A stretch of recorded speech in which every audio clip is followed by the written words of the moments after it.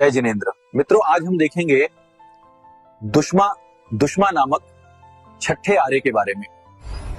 हम इस समय वर्ष 20,525 में हैं। दुनिया में सब कुछ बदल चुका है। ये है भविष्य की दुनिया। टेक्नोलॉजी इतनी हावी हो चुकी है कि लोगों ने धर्म आराधना को भुला दिया है। चारों ओर सिर्फ पैसों की अंधी भागदौड़ है। पैसे के बिना कुछ नहीं। पाप और हिंसा अपने चरम पर है।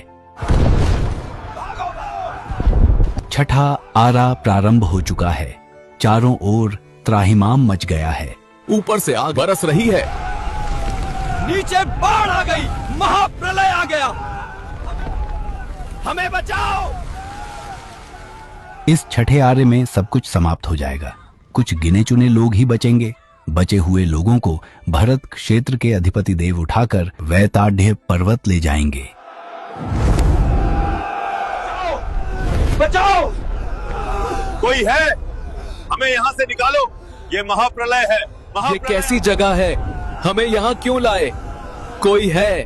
वैताढ़ पर्वत, जिसे विजयार्ध पर्वत के नाम से भी जाना जाता है, उस पर्वत के दक्षिणी व उत्तरी भाग पर जो गंगा और सिंधु महानदियां हैं, उनके किनारों पर बने हुए कुल 72 गुफा जैसे बिल है।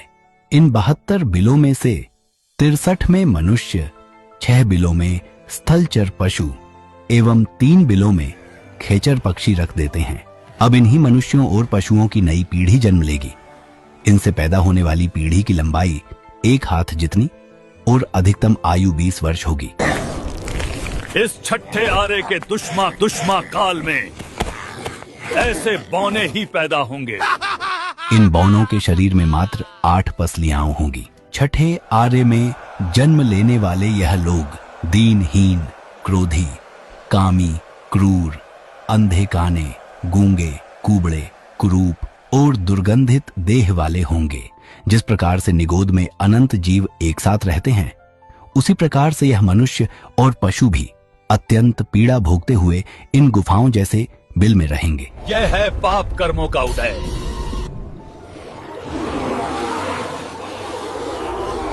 यहाँ पर दिन में सूर्य आग की तरह तपेगा। रात्रि में चंद्रमा अत्यंत ही शीत प्रदान करेगा। आकाश से अग्नि की वर्षा होगी। नदियों में पानी उबलेगा। भयानक आंधियां चलेंगी। कुल मिलाकर यह लोग नरक जैसी जिंदगी का अनुभव करेंगे।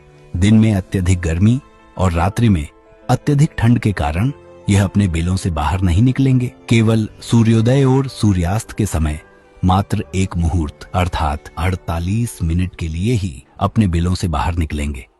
बिलों से निकलते ही यह नदियों की ओर दौड़ेंगे। नदियों से मछली और कछुओं को पकड़कर उन्हें रेत में दबाकर छोड़ देंगे। भयंकर गर्मी और शीत से वह मछलियां और कछुए पक जाएंगे।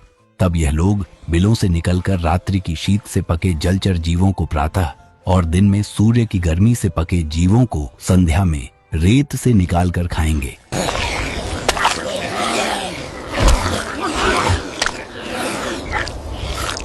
खोपड़ी में पानी पिएंगे।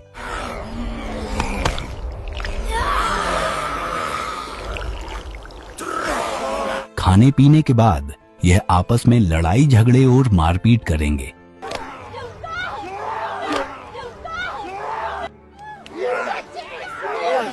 उसके बाद वासना में अंधे होकर रिश्तों की मर्यादा को भुलाकर अपने ही परिवार की स्त्रियों के साथ दुष्कर्म करेंगे। शास्त्रों में कहा गया है कि इस छठे आरे में मात्र 6 वर्ष की नारी एक कुतिया और स्वर्णी की भांति एक साथ बहुत सारे बच्चे पैदा करेगी। जीते जी नरक जैसी वेदना भोगकर जब इनकी आयु पूर्ण हो जाएगी, तब भी यह मरकर पुनः नरक अथवा तिर्यंच गति में ही जाएंगे।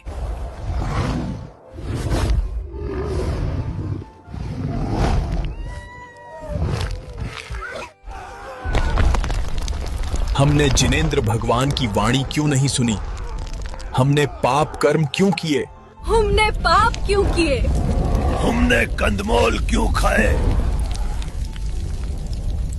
हमने रात में खाना क्यों खाया?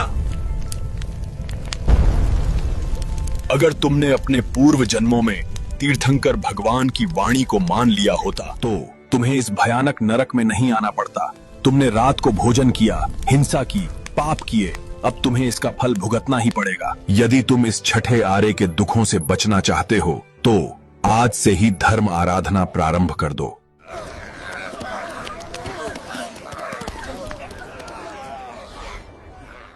मित्रों, छठे काल की इस भयंकर वेदना से बचने के लिए हमें अधिक से अधिक धर्म आराधना एवं श्री जिनेंद्र भगवान के बताए हुए मार्ग पर चलना होगा। सभी प्रकार के पापों से दूर रहना होगा। इस वीडियो में अभी हमने 21,000 वर्षों तक चलने वाले अवसर्पिणी काल के छठे आर्य का विवरण देखा है। अवसर्पिणी काल की सूची आप स्क्रीन पर देख सकते हैं। इस छठे आर्य की समाप्ति पर उत्सर्पिणी काल प्रारंभ होगा। आगे क्या होगा जानने के लिए पार्ट 2 देखिए। छठे आर्य के विवरण में जिन आज्ञा विरुद्ध कुछ भी कहा गया हो तो मिच्छामि दुक्कडम। जिन शासन की जय जयकार। धन्यवाद।